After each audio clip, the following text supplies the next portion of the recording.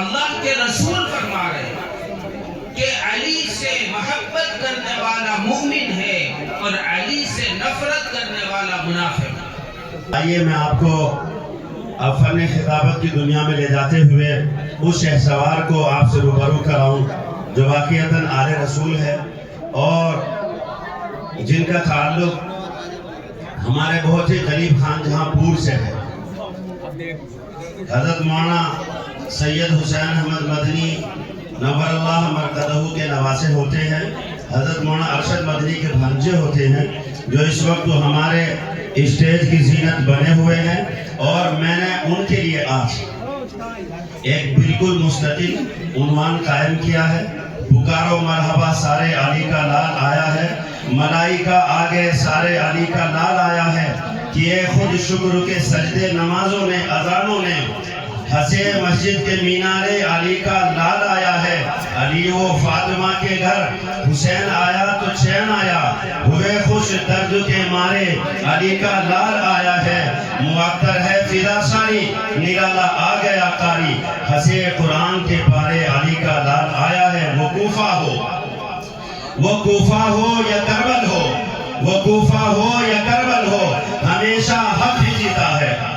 یہ حق و باطل سے کیوں ہارے، یہ حق باطل سے کیوں ہارے، علی کا لال آیا ہے، امی ابن امی آیا، امی ابن امی آیا، حسین ابن حسین آیا، سبھی کہتے ہیں اس بارے علی کا لال آیا ہے، لوب عہد بہار آیا، لوب حاکم قرار آیا، تھمے اشکوں کے اب دھارے علی کا لال آیا ہے۔ آئیے خانقدہ سادات کے اس چشم و چراغ سے میں درخواست کروں گا کہ آج آپ کا موضوع ہے شان سیدنا حضرت علی رضی اللہ تعالی عنہ، جو داماد ہے سرور دو عالم سرکار دو عالم صلی اللہ علیہ وسلم کے، جو شوہر ہوتے ہیں حضرت فاطمہ الزہرا رضی اللہ تعالی عنہا کے، جو والد بزرگوار ہے حضرت حسنین کریمین کے۔ میں انتہائی ادب و احترام کے ساتھ درخواست کر رہا ہوں عزت مآب عالی جناب مولانا محمد سید سعد صاحب مدد اللہ العالی تشریف لائے،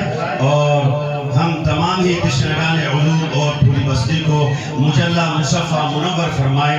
آپ آئے، بہت بہت شکریہ، دل کی گہرائیوں سے خیر مقدم کرتے ہیں، مرحبا، ویلکم، خوش آمدید کی صدا بلند کرتے ہوئے بارگاہ عزدی میں دعا گو ہوں اللہ تعالی ہمارے اکابر کا سایہ ہمارے سروں پر دادر قائم و دائم فرما۔ میرے بزرگوں، الصلاة والسلام على سيد الأنبياء والمرسلين محمد بن عبد الله وعلى آله وأصحابه أجمعين، أما بعد، أعوذ بالله من الشيطان الرجيم، بسم الله الرحمن الرحيم،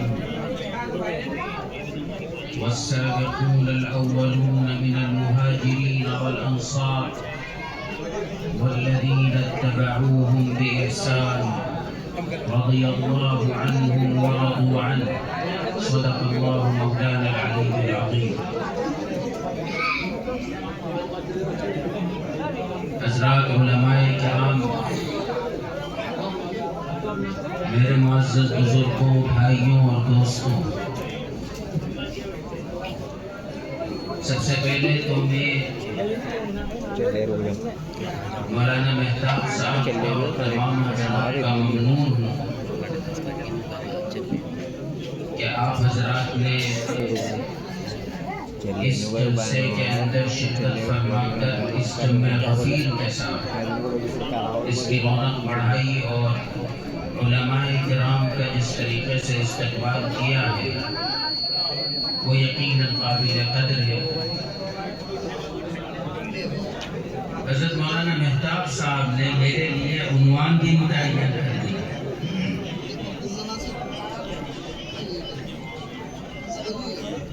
اب میرے لیے مشکل یہ ہو گئی کہ جب عنوان طے ہو گیا تو اب میں اس سے ہٹ نہیں سکتا۔ بڑا حساس موضوع ہے اور میں سمجھتا ہوں کہ آج کی ضرورت بھی ہے۔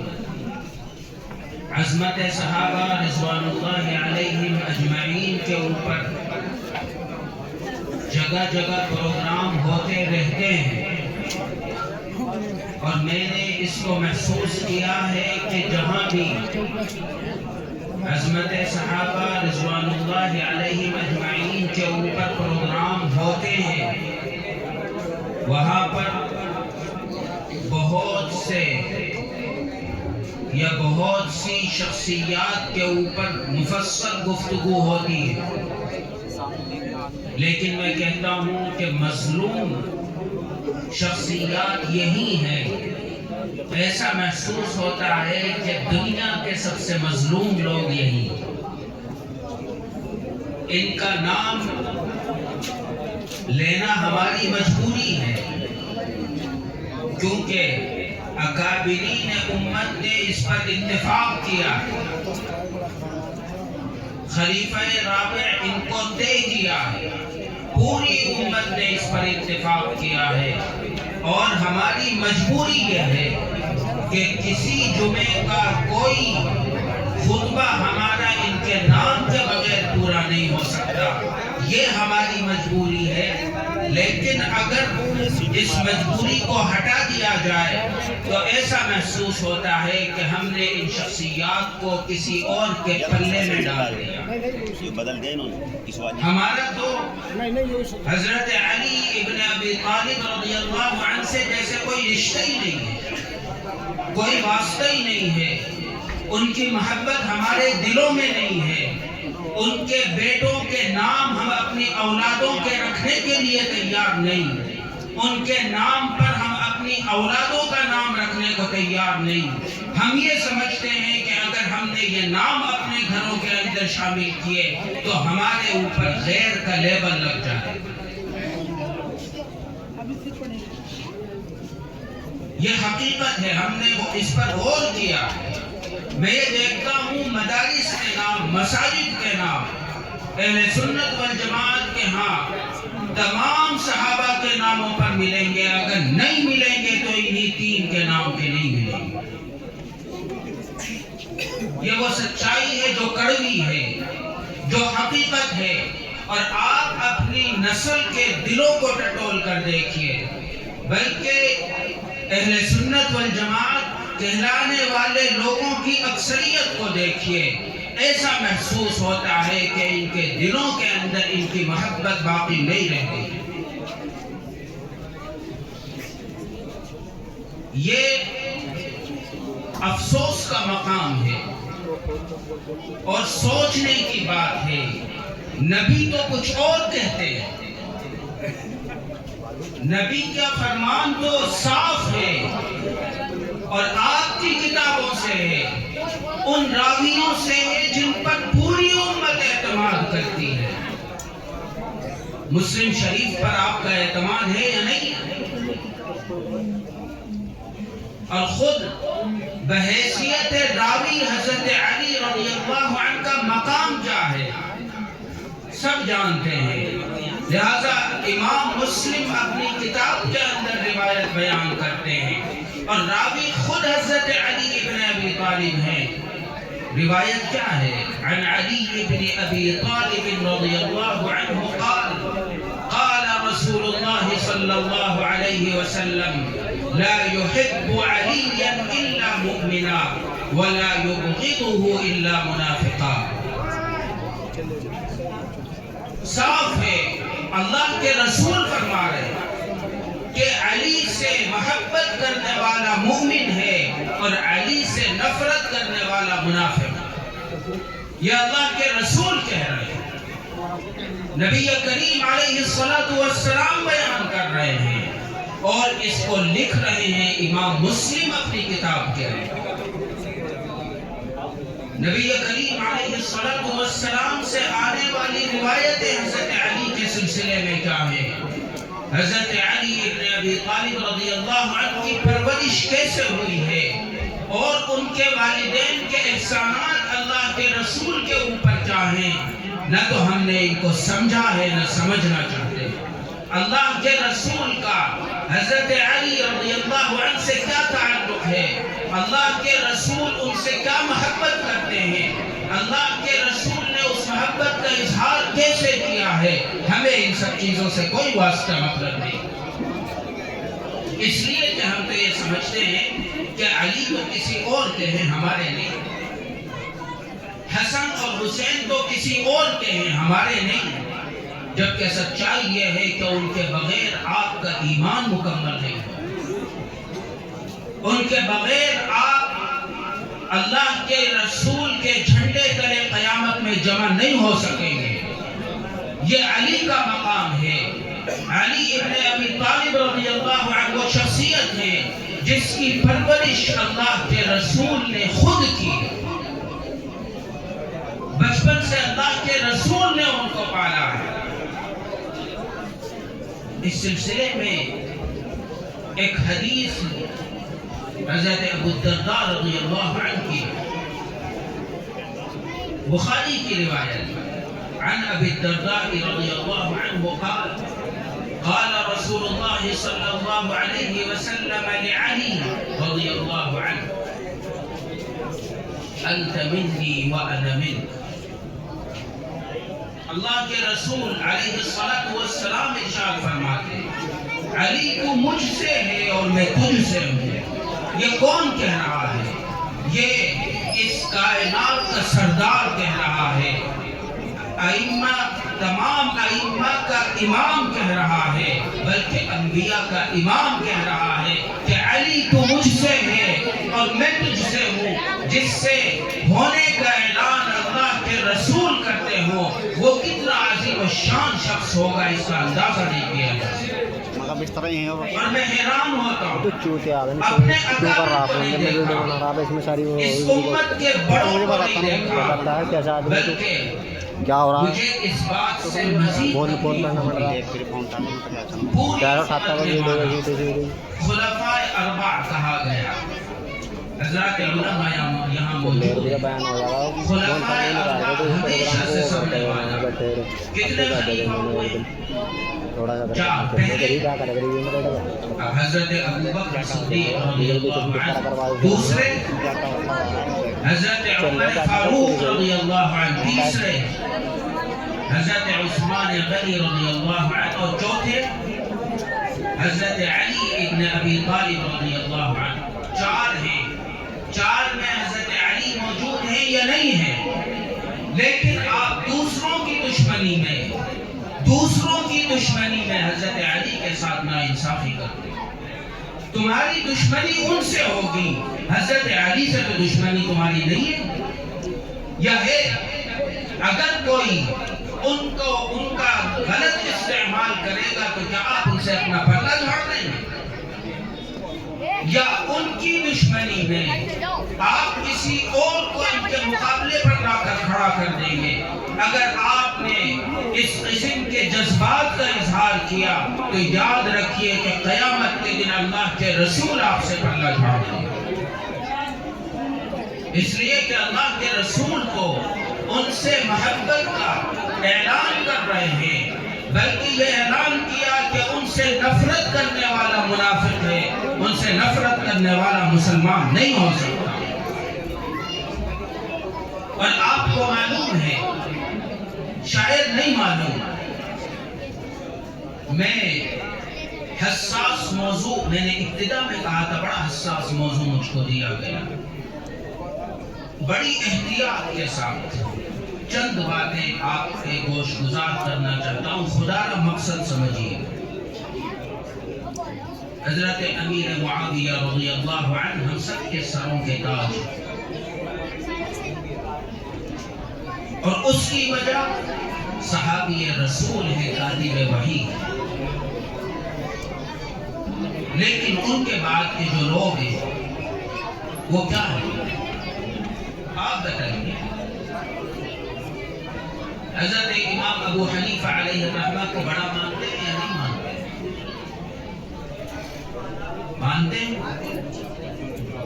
کتابیں اٹھائیے، دیکھیے ابو حنیفہ علیہ الرحمہ کہاں کھڑے ہوئے، کس کے ساتھ گئے، جس کی وجہ سے خود جیل گئے۔ تاریخ دیکھیے، کتابیں اٹھائیے، اپنے بڑوں کی کتابیں اٹھائیے۔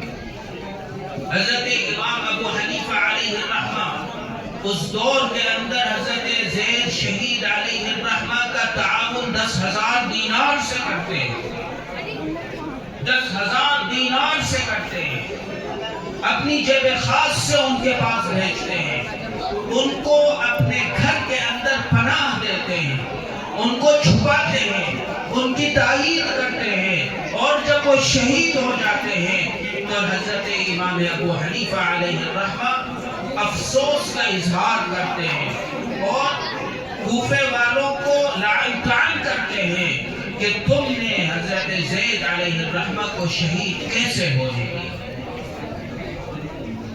جس کی وجہ سے بادشاہ وقت حضرت امام ابو حنیفہ علیہ الرحمہ کو بلا کر ہیلے کے طور پر ان کے سامنے ایک راستہ رکھتا، ایک پیشکش رکھتا، کیونکہ اسے معلوم تھا کہ اگر ہم نے ابو حنیفہ جیسے بڑے امام کے ساتھ غلط معاملہ کیا تو تمہارا تختہ پلٹ ہو سکتا ہے، عوام تمہارے خلاف ہو سکتی ہے، لہذا ایک حیلہ استعمال کیا گیا۔ حضرت امام ابو حنیفہ علیہ الرحمہ کو حضرت زید شہید علیہ الرحمہ کی موافقت کی بنا پر بلا کر قاضی القضاء کا عہدہ پیش کیا گیا، یعنی چیف جسٹس، اور یہ پتا تھا کہ یہ قبول نہیں کریں گے، دوہری پالیسی اختیار کی گئی کہ اگر یہ قبول کر لیں تو حکومت کے حامی بن جائیں گے، اور اگر قبول نہیں کریں گے تو ہمارے لیے راستہ کھل جائے گا کہ اس کے اوپر سختی کر سکے، جواز ہو۔ لہذا وہی ہوا، ظالم کا ساتھ ایسا متقی، پرہیزگار اور ایسا ولی الصفت آدمی اور تابعی کسی ظالم کا ساتھ دے ہی نہیں سکتا۔ لہذا حضرت امام ابو حنیفہ علیہ الرحمہ سے جب یہ بات کہی گئی کہ آپ اس عہدے کو قبول کر لیجئے تو حضرت امام ابو حنیفہ علیہ الرحمہ نے اس کے جواب میں فرمایا کہ میں اس عہدے کو قبول نہیں کر سکتا۔ یہ ایک واقعہ ہے، اگر ہم اس تفصیل میں جائیں گے آپ حضرات علماء سے سنیے گا کہ واقعہ کیا ہوا تھا۔ لہٰذا بادشاہ وقت کو موقع ملا کہ ان کے اوپر سختی کی جا سکے اور ان کو جیل کے اندر ڈالا گیا۔ تو یہ جو جیل میں ڈالا گیا یہ اہل بیت حضرات کے تعاون کی وجہ سے، حضرت زید شہید علیہ الرحمہ کے تعاون کی وجہ سے، ان کی تحریک کے اندر حصہ لینے کی وجہ سے، لیکن آج کا مسلمان، اہل سنت والجماعت سے تعلق رکھنے والا مسلمان ان حضرات سے اپنے پلے کو جھاڑنے لگا، اس کے دل میں ان کی محبت باقی نہیں رہی، اس کے دل میں ان کی عظمتیں باقی نہیں رہی، وہ اپنے بچوں کا نام ان کے ناموں پر رکھنے کو تیار نہیں۔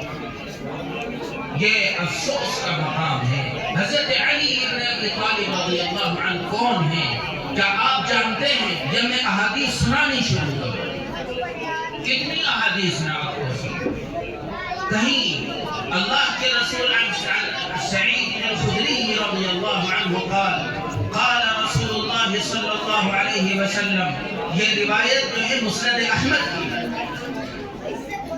قال رسول اللہ صلی اللہ علیہ وسلم علی مع القرآن والقرآن مع علی۔ اللہ کے رسول فرماتے ہیں کہ علی قرآن کے ساتھ ہے اور قرآن علی کے ساتھ ہے۔ یہ علی کا مقام ہے، اور آپ خلافت ابو بکر صدیق رضی اللہ عنہ کو دیکھیں گے تو آپ یہ پائیں گے تمام اہم معاملات میں ابو بکر صدیق اگر مشورہ کرتے ہیں تو علی ابن ابی طالب کے ساتھ کرتے ہیں، حضرت عمر رضی اللہ عنہ اگر مشورہ کرتے ہیں علی ابن ابی طالب کے ساتھ کرتے ہیں، عثمان غنی کبھی مشورہ کرتے ہیں علی ابن ابی طالب کے ساتھ مشورہ کرتے ہیں، قاضی القضاء بناتے ہیں علی ابن ابی طالب کو بناتے ہیں۔ اس امت میں کوئی اور اس مقصد کے لیے بچے ہی نہیں کہ سارے منصب پر بٹھانا چاہتے ہیں تو وہ ایک ہی ذات ہے، اور وہ ہے علی ابن ابی طالب۔ یہ مقام ہے علی ابن طالب کا۔ علی ابن ابی طالب کا مقام ابو بکر سے پوچھو، علی ابن ابی طالب کا مقام عمر سے پوچھو، علی ابن ابی طالب کا مقام عثمان غنی سے پوچھو، یہ تمہیں بتائیں گے کہ علی ابن ابی طالب کون ہے اور کیا ہے۔ کیونکہ ترمذی کی روایت ہے عن انس بن مالک رضی اللہ عنہ قال رسول اللہ صلی اللہ علیہ وسلم وَأَقْضَاكُمْ عَلِي۔ حضرت انس رضی اللہ عنہ ارشاد فرماتے ہیں نبی کریم علیہ السلام نے ارشاد فرمایا کہ تم میں سب سے بڑا قاضی علی ہے، لہذا حضرت ابو بکر بھی جانتے ہیں کہ فیصلوں کے اندر سب سے اعلیٰ مقام کس کا۔ آپ کو معلوم ہے، آپ پڑھیے ذرا کتابیں اٹھائیے، حضرت ابو بکر صدیق رضی اللہ عنہ کے دور میں کچھ لوگوں نے زکوٰۃ دینے سے منع کیا، مشہور واقعہ، جس کے خلاف حضرت ابو بکر صدیق رضی اللہ عنہ نے فوج بھیجی، لیکن اس فوج کے بھیجنے سے پہلے مشورہ ہوا، سنا ہوگا آپ نے واقعہ، حضرت عمر رضی اللہ عنہ جیسا سخت آدمی بھی اس وقت نرمی کا قائل، اور پھر ایک نے نہیں، حضرت امام غزالی نے، علامہ ابن کثیر نے، امام رازی نے، اور حضرت امام احمد ابن حنبل نے، اور کئی بڑے بڑے کبار علماء نے اپنی کتابوں کے اندر اس واقعے کو بیان کیا کہ اس مشورے کے بعد حضرت ابو بکر صدیق رضی اللہ عنہ نے حضرت علی سے تنہا مشورہ کیا۔ یہ بات مسلم ہے، سب نے اس کو مانا ہے کہ حضرت ابو بکر کی رائے بھی یہی تھی کہ سختی کی جائے، یہی ان کی رائے تھی، لیکن سب کے مشورے کے بعد حضرت علی کو تنہائی میں بلاتے ہیں اور پوچھتے ہیں کہ علی تمہاری رائے کیا ہے؟ لہذا حضرت علی رضی اللہ عنہ ارشاد فرماتے ہیں کہ لوگوں کو ہدایت دینا یا گمراہ کرنا یہ اللہ کا کام ہے۔ کسی کو ہدایت دینا یا راہ راست سے بھٹکانا یہ کس کے اختیار میں ہے؟ یہ کس کے اختیار میں ہے؟ جی بند کر دوں میں بات، شاید آواز سے بتاؤ۔ اچھا، کسی کو ہدایت دینا یا گمراہ کرنا یہ کس کا کام ہے؟ اللہ۔ تو حضرت علی رضی اللہ عنہ نے ارشاد فرمایا کہ امیر المؤمنین کسی کو ہدایت دینا یا گمراہ کرنا یہ کام اللہ کا ہے، لہذا یہ خوف دل میں پیدا ہونا کہ ہماری سختی سے کوئی ایمان سے نہ پھر جائے، یہ ایمان کے منافی ہے۔ اور آپ امیر المؤمنین ہیں، آپ کی ذمہ داری یہ ہے کہ آپ اللہ کے قانون کو پورا کریں، لہذا آپ اپنی ذمہ داری پوری کریں، اس کا خوف اپنے دل میں نہ لائیں۔ تو حضرت ابو بکر صدیق رضی اللہ عنہ کی رائے پہلے سے یہی تھی، حضرت علی رضی اللہ عنہ کے جواب سے مزید پختہ ہوئے اور پھر انہوں نے فوج دی۔ اسی طرح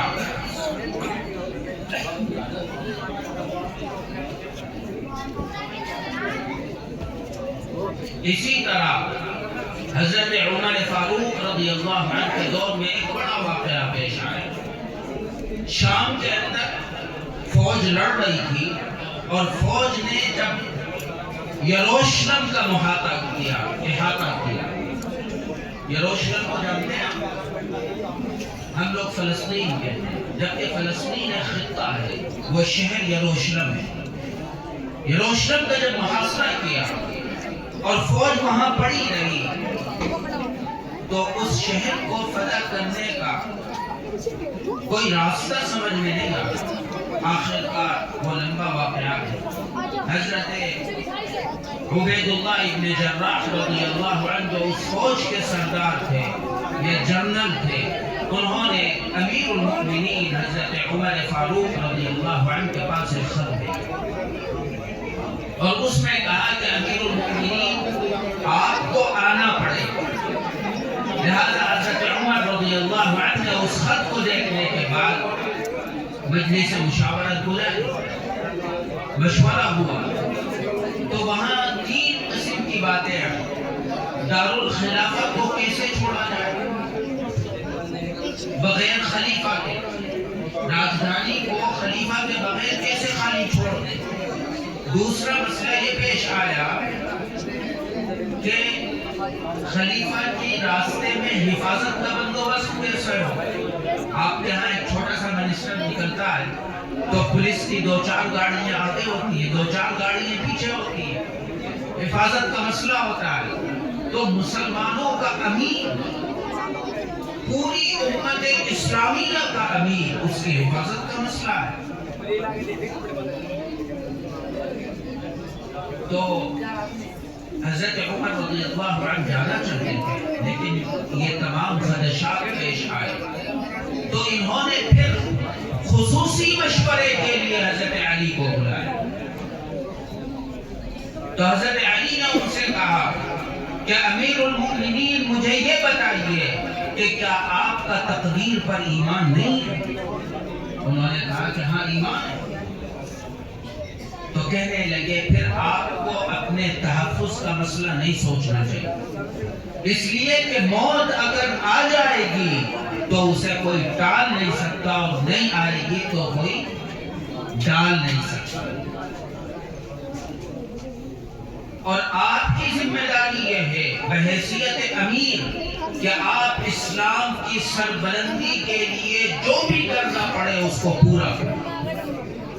لہذا حضرت عمر فاروق رضی اللہ عنہ کو مزید ان کے اس جواب سے تقویت ملی۔ اور آپ سوچئے، ذرا سا غور کریے، یہاں میں ایک جملہ کہتا ہوں اور بڑا اہم جملہ ہے، یاد رکھیے گا۔ ہم نے ترتیب خلافت کو ترتیب فضیلت سمجھ لیا، نہیں سمجھے۔ آپ نے عشرہ مبشرہ کا نام سنا، 10 ایسے صحابی جن کو جنت کی بشارت نبی کریم علیہ السلام نے اس زندگی میں دی ہے۔ آپ نے ان کا نام سنا۔ آپ ان میں کسی کو بڑا یا کسی کو چھوٹا کہہ سکتے ہیں؟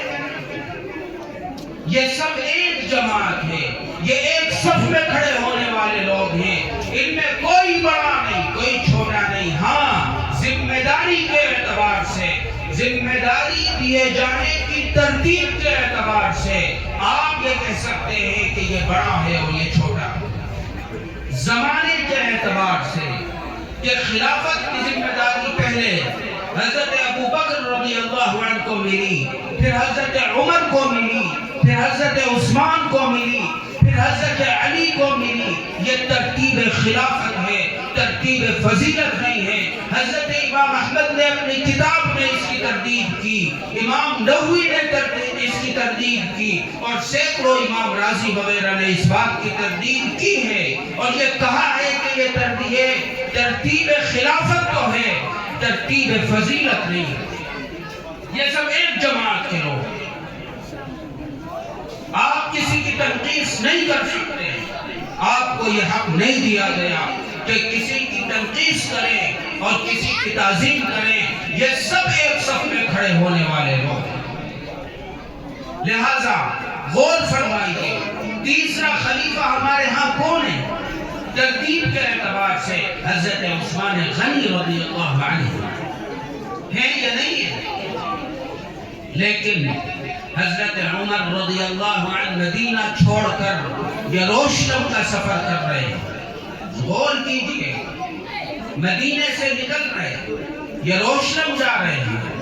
لیکن اپنی جگہ خلیفہ، اپنی جگہ اپنا نائب کسے بنا کر جا رہے ہیں؟ حضرت عثمان کو نہیں بنایا، اپنی جگہ اپنا نائب اگر بنایا ہے علی ابن ابی طالب کو بنایا۔ اس سے سمجھئے ان کی نگاہوں میں حضرت علی کا کیا مقام ہے کہ وہ اپنی جگہ، اپنی کرسی پر، اپنے دارالخلافہ کو اگر کسی کی تحویل میں دے کر جاتے ہیں تو وہ علی ابن ابی طالب۔ اور رہی بات خلافت کا معاملہ، یہ تو شورا کے ہاتھ میں ہے، یہ کسی کے اختیار میں نہیں ہے، یہ شورا کے اختیار میں ہے۔ شرعی اعتبار سے جو یہ ذمہ داری کا کام دیا جاتا ہے یہ شورا کو دیا جاتا ہے، لہذا شورا نے جس کو مناسب سمجھا اس کو خلیفہ بنا دیا۔ اور پھر میں اپنی بات کو سمیٹتا ہوں، کیونکہ یہ ایسا موضوع ہے، اس موضوع کے اوپر گھنٹوں بات کی جا سکتی ہے۔ یہ بڑا عظیم و شان موضوع ہے۔ ابھی تو ایک شخصیت پر بات چل رہی ہے، علی ابن ابی طالب پر چل رہی ہے، امیر المؤمنین علی ابن ابی طالب رضی اللہ عنہ پر چل رہی ہے۔ ان کے بعد پھر ان کے صاحبزادگان ہیں، پھر ان کی اولاد ہے۔ اگر اس موضوع پر بات کی جائے تو بہت لمبی بات کرنے کی ضرورت ہے، جبکہ میرے بڑے ابھی یہاں موجود ہیں، ان کو بھی بات کرنی ہے، آپ حضرات کو بھی دیر ہو رہی ہے، اس لیے میں اپنی بات کو سمیٹ رہا ہوں۔ حضرت عثمان غنی رضی اللہ عنہ کے دور کے اندر بھی ایک مسئلہ کھڑا، مصر سے ایک وفد آیا اور اس نے خلافہ کو گھیر لیا، دھرنا دیا۔ لہذا اس سے نمٹنے کے لیے حضرت عثمان غنی رضی اللہ عنہ کی نظر انتخاب اگر جاتی ہے تو علی ابن ابی طالب پر جاتی ہے، لہذا بلاتے ہیں اور بلا کے کہتے ہیں کہ علی ان لوگوں سے بات چیت کرو۔ حضرت علی رضی اللہ عنہ صاف انکار کر دیتے، کیونکہ وہ مسئلے کی حساسیت کو سمجھ رہے تھے، وہ یہ سمجھ رہے تھے کہ یہ کوئی چھوٹا مسئلہ نہیں، یہ مسئلہ بہت بڑا ہے اور یہ مسئلہ طول پکڑنے والا ہے، یہ ان کی دور رس نگاہیں دیکھ رہی ہیں، لہذا صاف انکار کر دیتے اور کہتے ہیں کہ حضرت امیر المؤمنین میں اس کام کی ذمہ داری لینے کے لیے تیار نہیں۔ لہذا حضرت عثمان غنی رضی اللہ عنہ لمبی گفتگو کرتے ہیں اور وعدہ کرتے ہیں کہ تم جو فیصلہ کرو گے میں اسے منظور کروں گا۔ اس کے بعد وہ ذمہ داری کو لیتے ہیں، لیکن میں یہ بتانا چاہتا ہوں، یہ دکھانا چاہتا ہوں، آپ کو سمجھانا چاہتا ہوں کہ حضرت ابو بکر جو کہ خیر الناس بعد الانبیاء کہا گیا جس کے بارے میں، وہ اگر کسی پر اعتماد کرتا ہے تو وہ علی کی ذات ہے۔ حضرت عمر فاروق اگر کسی پر اعتماد کرتا ہے تو وہ علی کی ذات ہے۔ عثمان غنی اگر کسی پر اعتماد کرتا ہے تو وہ علی کی ذات ہے۔ آج کیا ہو گیا؟ ان تینوں کے نام لیوا آج علی کی شان میں گستاخی نہیں کرتے تو کم سے کم اس کی عزت بھی اپنے دلوں کے اندر بساتے نہیں ہیں۔ کیا وجہ ہے اور ایسا کیوں ہے؟ اس کا نام اپنی اولادوں کا کیوں نہیں رکھا جاتا؟ اس کے بچوں کا نام اپنے گھروں کے اندر کیوں عام نہیں کیا جاتا؟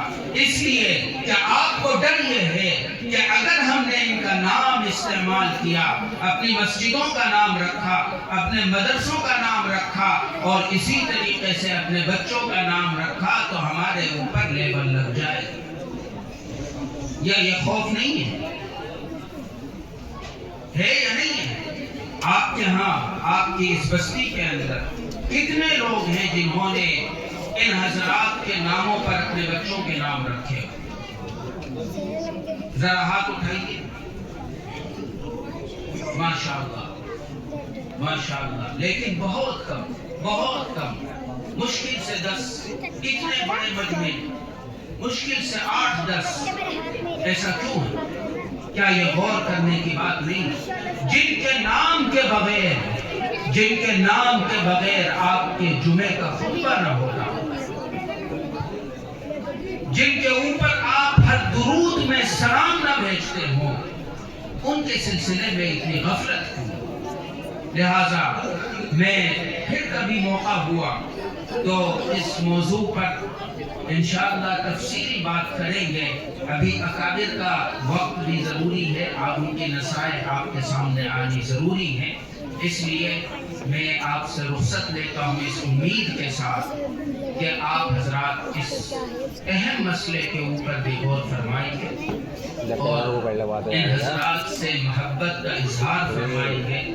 اللہ تبارک و تعالی ہم تمام کو نبی کریم علیہ الصلوۃ والسلام اور ان کے ساتھیوں کی جماعت سے اور ساتھیوں کی جماعت کے ہر فرد سے محبت کرنے کی توفیق عطا فرمائے۔ وآخر دعوانا ان الحمد للہ رب العالمین۔ بہت بہت شکریہ، جزاکم اللہ۔ جو لوگ اس پروگرام میں کسی بھی اعتبار سے شریک ہے، ہم ان کا دل کی گہرائیوں سے شکریہ ادا کرتے ہیں۔ یہاں تمام لوگ صرف صحابہ کی محبت میں بیٹھے ہیں۔